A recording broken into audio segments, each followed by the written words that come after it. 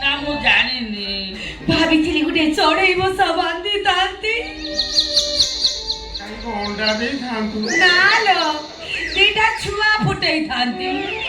ସେ ଏଟାକୁ ସେଟାକୁ ଉଡିଥାନ୍ତେ। ତମେ କଣ କଲ ବାବା?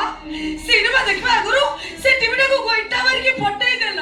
ମାମା ମୋ ସଂସାର ତମେ ଭାଙ୍ଗି ଦେଲ। ତୁ ମୋ ଝିଅ ପିଜୁଳି। ହଁ ତୁ ପିଜୁଳି ନୁହ, ତୁ ପିଜୁ। ମୋ ବାପା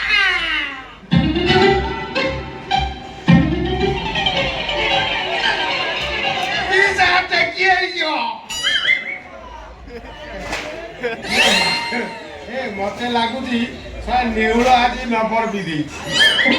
ନବର ବି ଦେଇଛି। ଇଏ ମୋ ଝିଅ ପିଜୁଳି। ତମ ପଥର ତମ ଇଏ ମୋ ଝିଅ ପିଜୁଳି। ମୋ ସ୍ତ୍ରୀ ପିୟୁ। ମୋ ସ୍ତ୍ରୀ ପିୟୁ। ତମ ସ୍ତ୍ରୀ ପିଉ। ହଁ ଇଏ ମୋ ଝିଅ ପିଜୁଳି। ଜାଣିଲ କେମିତି? ମୁଁ କେମିତି ଜାଣିଲି? କଣ ଧଉଡେ ଆସି ଖବର ଖବର ହଉଛ, ସବୁ କହୁଛ, ଏତେବେଳେ ଜାଣିପାର ବର୍ତ୍ତମାନ ପିଲା ଯିଏ ତା ଆଣ୍ଠୁ ତଳୁଟା ବଥ ହେଇଥିଲା, ପଥଟା ଏଡ ବଡ ହେଇଥିଲା, ଅପରେସନ ହେଇଥିଲା। ପଣସୁରେ ଅପରେସନ ସେ ଆଣ୍ଠୁ ଅପରେସନ ହେଇଥିଲା। ତା ଆଣ୍ଠୁ ତଳୁଟା କଳା ଚିହ୍ନ ଥିଲା। ୟାର ଅଛି କଣ କଳା ଚିହ୍ନ କୋଉଠି?